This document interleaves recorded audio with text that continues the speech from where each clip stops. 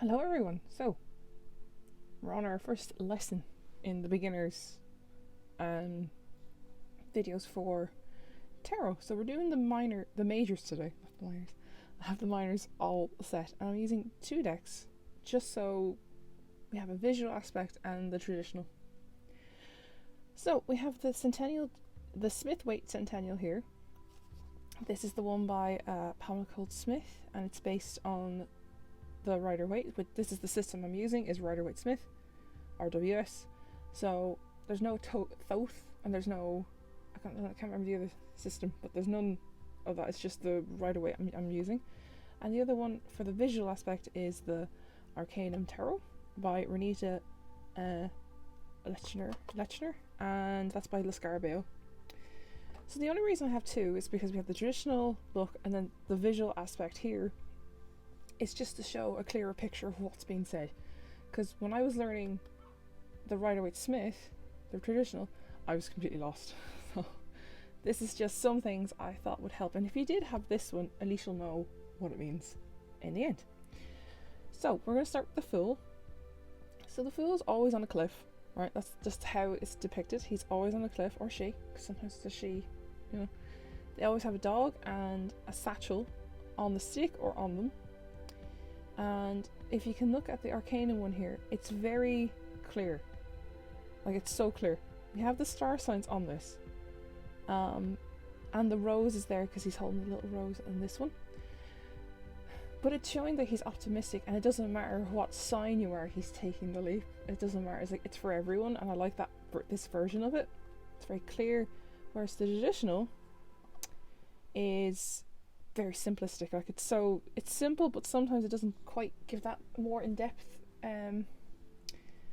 explanation for it. So if you hear the wind, I'm sorry, the window's open. So now sometimes he always wears this tunic that has the grapes or the pomegranates, I think they're on it. I'm not sure. I don't think it's the same as the Empress, but we'll get on to that. But he always wears this cloak, and I like how this one's like he's kind of pretty much dressed as a court jester, nearly. But yeah, so the Fool is very optimistic. They like taking leaps of faith. They're taking chances because they're going with their intuition rather than their head.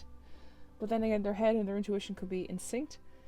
And that's just a very clear way of reading the Fool. The Fool is always about taking chances. So now, later on in the lessons, we're going to learn that if the Fool's at the bottom and say another card is on top, the meaning can change, but depending on the card. That's all going to be covered as well, but don't worry.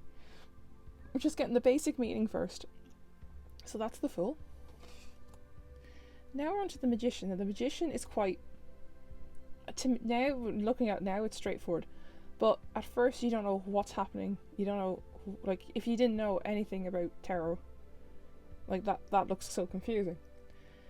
Think of the Magician as, I preferably would call him the Professor, if that be the case, because technically he knows everything. He has all the skills, he has one of each. Like on this one I find it very cluttered. That you can't see, for me, first time I couldn't see those instruments on the table, first time round learning tarot. So if you're first time around learning tarot, I just remember that there's a cup there, there's a pentacle, there's a sword, and there's a wand. And the infinity symbol is always above his head. Because he has all the skills and it's continuous. It's because he'll never unlearn. You can never unlearn something. You'll be rusty at it, but you don't never unlearn it. So with the Arcanum one, it's very clear, like he looks like he's at his altar and he's ready to teach something or use his skills for some sort of task, and that's what that is. And then the same with the Centennial. The only thing is with the Centennial, it has all this floral stuff, which it doesn't really matter about the symbolism between the flowers and that, because they're very both the same. I just wanted to get the traditional one and the a visually explained one, if that makes sense. Like, this is very clear, like you can tell that's a magician. And the other thing I like about this one is that he has the I don't know what it's called, but it's the symbol for medicine with the snake and the wand or the sword, and so that shows you that he's a healer and he knows his stuff as well. Here, however, it's very traditional. I believe that's a scroll he's holding in his hand. I can't remember if it was, but I think it's a scroll. I always thought it was a double-ended candle for some reason. But yeah, so the magician is about a multitasking. They're about learning your skills. You have the skills. You're gonna, if it's a career kind of situation, you have the skills. There's no need to doubt yourself that you don't.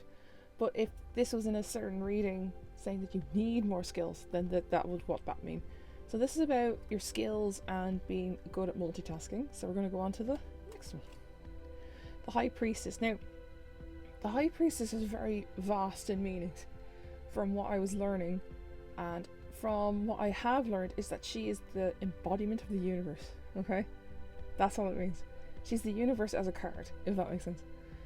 So like in the traditional one, I'm going to go with the traditional one first because she has a scroll, she has the moon, she has her pillars, and then she has her pomegranate background here, and she's ready to teach you or tell you what's on your path. This one, however, she looks very closed off. This one's like taking in the knowledge of the book. Like she opened up the scroll and she's learning the scroll. She's taking it in. The moon is her headdress here. The pillars are here. They just don't have the letters on it. There's no pomegranate background, which is no need. Just it's alright. You know, that's not much of a meaning. Like doesn't mess up the meaning. She has this key. Now normally she doesn't have a key in this one, but here she has the keys. Like she opened the book. Like there's a lock on the book or something. She opened it to get the knowledge, to see where you're going and help you and guide you. So that's what she is. She's just the universe or your guide or anyone who is there to guide you. So that's what that means. I just wanted to get, as I said, this is just showing you the visual and the traditional. So this is the first deck I used, was this one, the Arcanum, and then I got this one. So that's how I learned it, was get one that you're comfortable with first. And as I said in the introduction, first episode, but the introduction to these lessons is that you get a deck with a book. These ones don't come with a book. I'm just using them because I learned them with that way, and I'm comfortable with that. But there's only so much the little white book can tell you, okay? So just remember that. Get the ones with the books. They're great. Right. The Empress. Now, the Empress in the traditional sense, she has her, I think it's 9 stars on her head. She has a pomegranate dress. Shows us the heart with the female symbol. She's on her little throne, and sometimes, now not in the traditional, but most of the time she's pregnant. And there's the wheat there. In the Arcanum, she's like flowing with nature. She doesn't have her stars as such, but she does have her scepter here. There's a dove. The female symbol is on her shoulder. The wheat is here. It's still very motherly. Okay, so the Empress is all about Mother Nature, motherhood, pregnancy, because she's pregnant in this with the waterfall here, and in this one she's very traditional. I'm gonna say she's very traditional in this one. And it doesn't show motherly to me, because I learned with this deck. She doesn't show much motherly aspects compared to this one, whereas this one is like you can tell she's pregnant and she's going to be a mother, and she looks more approachable than the traditional Empress. But the Empress is all about motherhood, nurturing, and taking care of yourself, self-care, all that stuff. That's what it means. The Emperor is the father card in a sense. The traditional one has the rams, the ram head, and the holy, I don't know what it's called, but it's that little thing there. He has a scepter as well. Now in this one he has an eagle, which I like, because the Emperor just means he's there for guidance. He's there to give you hear you out firstly, and then he's also there to guide you and just give you fatherly advice. Whereas in this one I like how there's an eagle, because it shows you that he is guiding you, because eagles represent guidance. And I like how the scepter has a ram's head on it. So that just shows you that it's still there. He doesn't need to be on his throne, and the rams are down here on the balcony. So he's looking out on his kingdom rather than sitting down doing nothing. But yeah, no, I really do love this Emperor. Like, the visual aspect of it is just spot on, because I got that from, it's like, that's guidance, so he must mean, oh, he's going to give me advice. So the Emperor is all about fatherness and masculine energy as well. The Empress is about female energy. But yeah, so the Emperor is all about masculine and fatherly energies. So yeah. Now the Hierophant. Hierophant looks very traditional in so many ways, okay? So we have the keys here. We have his little staff thing, his headdress.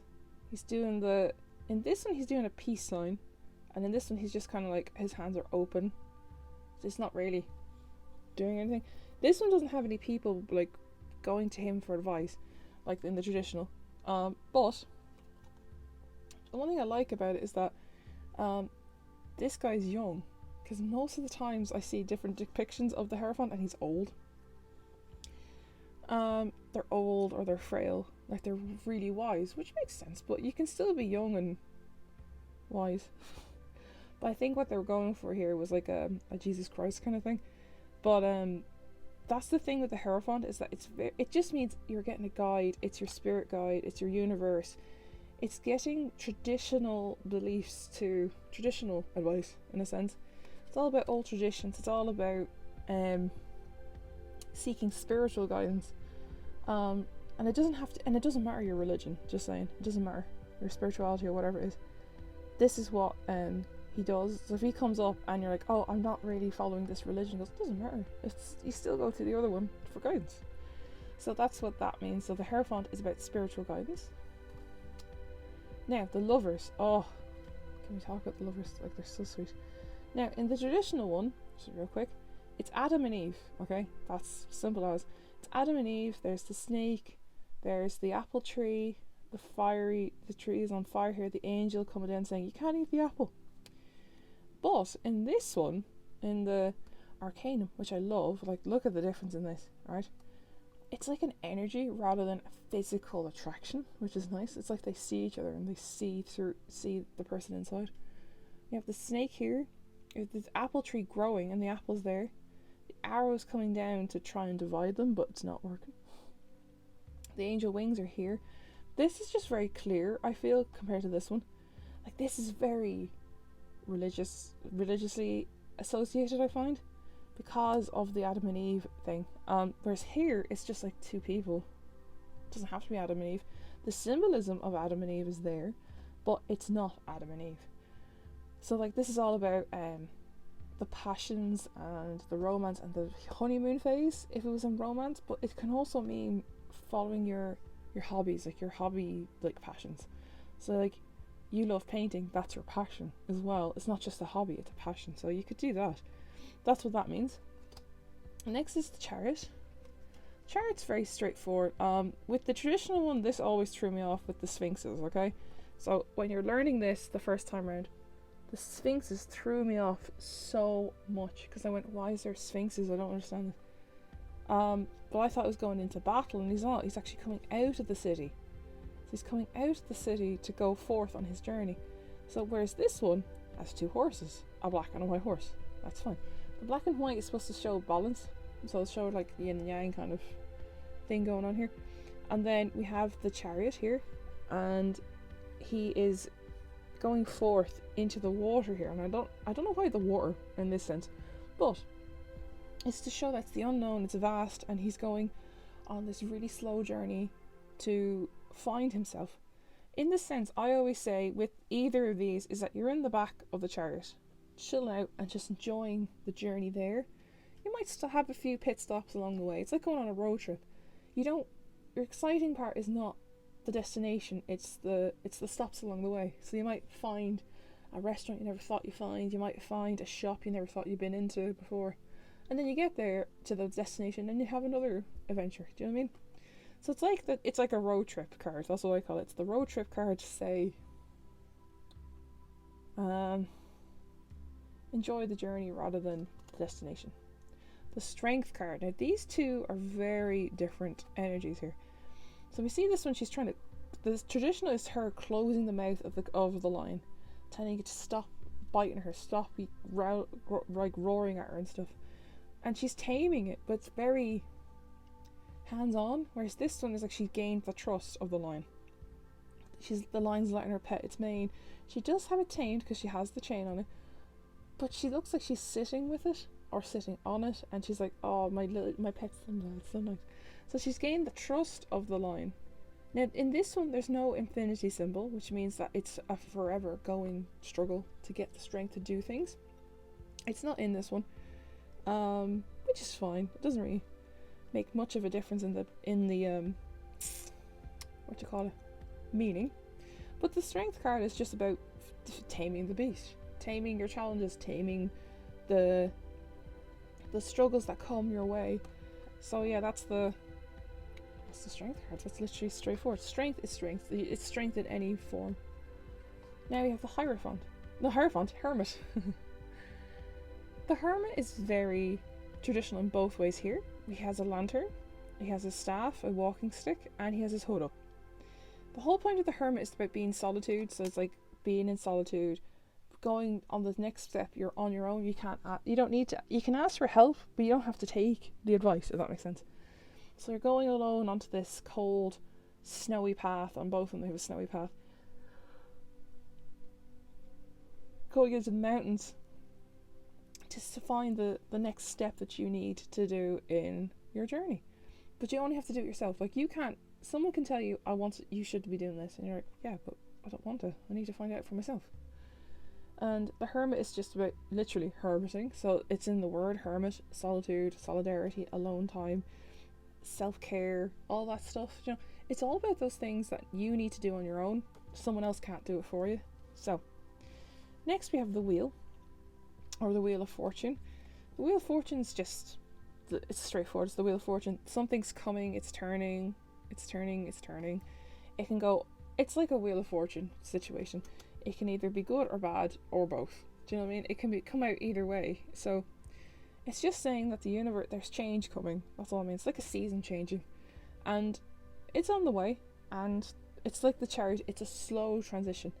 The Wheel and the Chariot have slow transition time, whereas when we get to it, the Tower is a sudden one. So we have Justice. Justice has always been a tricky card for me to learn when I was starting off. It means you're getting the balance. I always thought it was like, oh, it's a legal matter. It's all about legal stuff. No, it's not. It doesn't have to be about legal stuff. It's just saying, like, the laws of nature, the laws of the universe, that kind of thing. And there's balance, and, like, you know, justice will be coming your way. Like, you'll get, I'm not saying get revenge, but it's like saying karma will come your way. This is another karma card. So this card is all about karma. So it's like you put your good bit in, and then the universe will weigh it and go, okay, off you go then. So she looks like, I love how this one looks like the Justice statue in most law places. She has the blindfold on, so she's not judging you by the way you look. She's judging on what you do and what she hears. Whereas this one is just kind of like she's looking at you. I don't really like that she's looking at you. So she's judging you by looking at you. And the whole point of justice is that you go in and go, yeah, you're allowed to go through. It's fine. You know what I mean? But the scales is all about balance. And if you put good stuff out, good stuff will come back to you. If you put bad energy out, bad energy will come back to you. The Hanged Man. Very straightforward. Now, the Hanged Man in this sense took me ages to grasp. And I'm glad that Yasmin Westwood has made the Tarot of Enchanted Dreams. I will praise that deck so much. Even though it's the size of an Oracle deck, she changed the name of the Hanged Man to Perspective. Because the Hanged Man is all about getting a different perspective. Like, you think, oh my god, he's being tortured, he looks miserable. But if you turn it upside down, he's fine. Like, you didn't get this perspective. You saw this perspective, and not the perspective of where he's actually just doing circular slay stuff, not actually being hung, if that makes sense. He's not there, he's not in pain, he's just very chill, do you know? And the whole point of the Hanged Man is to get a different perspective, look at things from a different angle, like, look at it in different ways, get it from a different point of view. Like, I always say, if you have, this is an example, if you have relationship problems, right, and you want to talk it out with your partner, I always get someone else's opinion going, do you feel like we're off or something? Like, can you sense there's something wrong? and then get the opinion, and get an outsider's opinion on stuff. Like, it doesn't have to be a relationship. That's just a really bad example. But like, if you had a situation, you get an outsider's opinion who's not involved in the situation, and then go, yeah. So now we have the death card. So the death card is all about a natural form of transformation. It does not mean someone's going to die. That's the whole stigma and stereotype of this card in tarot, or outside of tarot, is that the death card going, oh, someone's going to die. Who is it? It's going to be on this date. Blah blah blah. No, the death card is all about it's all about transformation and going through, like, it's like a cocoon phase. It's like how, like, caterpillars, they get fat and then they go into a cocoon, but they technically die. Their old self dies to become a butterfly or a moth. Do you know what I mean? So that's what that means, is like, you go away and you sort yourself out and you'll come out the other side a different person. Like, you're not the same person you were 5 years ago, are you? Are you the same person you were last year? Do you know? Everyone learns something along the way, and it's all a natural course of action. So the death card is about natural changes, like things that are meant to happen, like milestones and such. So, like, there's something changing, it's a good thing, and that's just how it is. It's not about death. Temperance. So the Temperance card is all about balance. And this one is all about, she's keeping the flow. So she's doing, like, back and forth, putting the water back in the mug or the cup. This one, however, I love this depiction of the Temperance card. It's like, one's fire and one's water. And in order to get it, to get fire and water, you make steam, which makes air. Steam is air. And then together they make earth. So it's like the 4 elements are there, and it's all balanced together. So I like this version of it, because it shows you that there is balance. It's a peaceful balance, and it's just really pretty. It's really pretty. And the whole point of the Temperance card is that it's just peaceful balance. That's all it is. Peaceful balance. I'm very quick with some of them because some of them are straightforward, but do read the books. The devil. Now, there's 2 versions of the devil here. Now, the devil does not mean you're going to hell. Oh my god, the devil's coming for you. No, it means that it's manipulation. Okay? This whole thing is about manipulation. So we have 2 people here chained at the bottom of the pillar with the devil looking up. Same here. The devil is looking as like an ominous force, and they're both chained or in pain at the walls here. And the whole point is that you're being manipulated by a bigger force. You're being manipulated, and oh goodness, you're being manipulated and led the wrong way by this overpowering person. This person is overpowering you in a mental capacity. It could be physical, sometimes it can, and that's the sad part, is that sometimes it is physical, but the devil is not always a devil. It could just be I like this how it's just a human, because most devils are ordinary people. Do you know what I mean? Like, they're not a monster, they're just an ordinary person that looks normal, and that's it. So the devil is all about manipulation and like all the negative things that you can think of, depending on the reading you're asking. The tower. So the tower is very straightforward. In any deck, the tower is the tower. Okay? Lightning hits it, it breaks, it falls. 2 people fall out sometimes they don't. The whole point of the tower is that it's a sudden change. It suddenly happened. It was out of the blue. You weren't prepared for it, and the only thing you can do is get out safely from the situation, right? Like, get yourself sorted. Go back to the rubble, right? Go back to the rubble of this tower that's fallen. Pick up the pieces and see what went wrong, and then you learn from it, right? You don't go, oh my god, my life's falling apart. I've lost my job, I've no money, I've lost my house, been evicted, everything, blah blah blah. Right? That you can say all that in the moment, right? But at the end of the day, you need to go back and see how did this happen? And then when you go back, you might go, oh wait, that wasn't my fault. Oh my god, that wasn't my fault. Oh my god, none of this is, like, sometimes it's not my fault, but sometimes you're like, oh, it shouldn't have come to the way it did. The star card is next. The star card is all about wishes coming true, but also putting the effort in, okay? So now this version, I love it. She's like a goddess looking lady, but this one gives a very clear, sometimes the traditional one does give a very clear message. You can see she's pouring the water into the pool, so she's putting her effort in, she's getting the water from the river, putting it into the lake, back and forth. But she gets another one, and she lets it pour onto the ground here, and it flows whatever way it wants. So this is her doing the work, and this is her letting the universe do the work as well. So the universe is driving, she's just the backseat driver, loading off all the deliveries, if that makes sense. Think of it that way. It's like she's doing all the work, but the universe is still helping her. It's the same with this one as well. It's doing the same thing, it's just not as vivid here. So she's putting the work in. So if you made I want to get out of a job, right, you can't just wish for it and sit back and do nothing. How can the universe get you a job if you don't apply? So if you don't apply to the jobs, how's the universe going to go, this one's for you, this one's for you, you're learning a lesson that way. That kind of sense. Next up we have the moon. So the moon is a lovely card. Now, in this one we don't have the dogs, we have two Anubis statues here and the crawfish. I still cannot, I really never know, no matter how long I've learned tarot, there's nothing that represents, or why is there a crawfish? Why is there a lobster? No one, I couldn't find it anywhere. So the only ones I could find were really the dogs.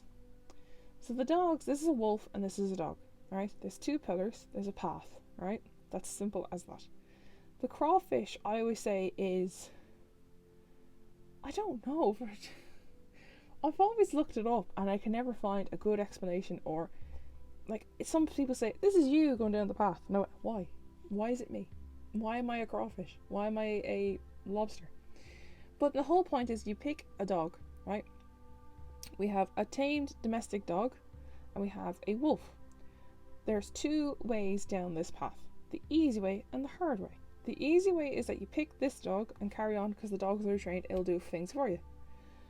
The hard way is to domesticate this wolf along the way to your next chapter in life. That's the hard bit. The pillars are just kind of representing a choice. So you have this choice or this choice.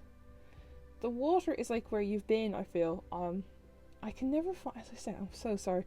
I'll put a little note in the description about what I find on the little lobster, because I couldn't find any that was like clear enough to go with what the moon meant. But yeah, so that is the moon card. The moon is about choice. The sun card is very straightforward. New dawn, it's a new, just think of Michael Bublé thing doing the, it's all about a new day. So it's like you wake up, it's a new day, whatever happened yesterday, it's done, it's over with, you can't change it.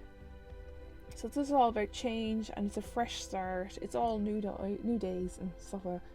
It's new energy. So if you've made the choice of, with the moon card, if that was in the reading, this is the next day after you've made that choice. Do you know what I mean? Like, so you'll see the benefits of like, okay, it's still a choice that I made willingly and all that stuff. So yeah, that is the sun card. Next, the second to last, is the judgment card. There are 21 majors. So the judgment card, unlike the justice card is all about getting balance, and it's still, I still find it very karmatic, because like you need to put the good in order to weigh out the bad. So that's what that means. But the judgment card is how much have you done? Like this is like seeing the work of your efforts. So it's like seeing so the whole point of this is that the angel blows the trumpet, and the people who have done well are going to heaven, and the others are just staying on earth or not. Do you know what I mean? And that's what the symbolism means. But I feel that it doesn't really need to be that religious, if that makes sense. The judgment card is just about karma, okay? If you put good energy out, it'll come back to you and reward you. If you put bad energy out, it's still going to come and bite you back in the ass. Simple as. So, like, the justice card is very similar. It's about balancing that. Whereas this is about the results of doing that work. If that makes sense, what that card is. So the judgment card is all about karma. Last but not least is the world card. So the world card is all about an ending of a chapter. So because it's the last major, as you can see, it's the ending of the majors. It's the ending of a cycle. It's still going to keep going. It's the ending of like a season. Seasons change, seasons end, years end, months end, and a day ends. This is all about seasons changing, and you're going for. I like this one because she's in the universe itself here, and she's like there's little arrows of the elements, and she has to figure out which way to go. Whereas this one has a man, an eagle, a bull, and a lion, and the man, they're all the representations of the seasons. I feel, I don't know, I just feel like they're seasons. But the whole point is that it's season ending. It's the ending of something that's supposed to end. Do you know what I mean? Like, it's transformation. Like, okay, I'm on to the next chapter. And that is it. So that is lesson 1 of the majors. If there was something that wasn't really clear, let me know. That's fine. I can do little notes or reply to comments on the video. And I will carry on and do some of the minors. And then I will see you all very soon. Bye.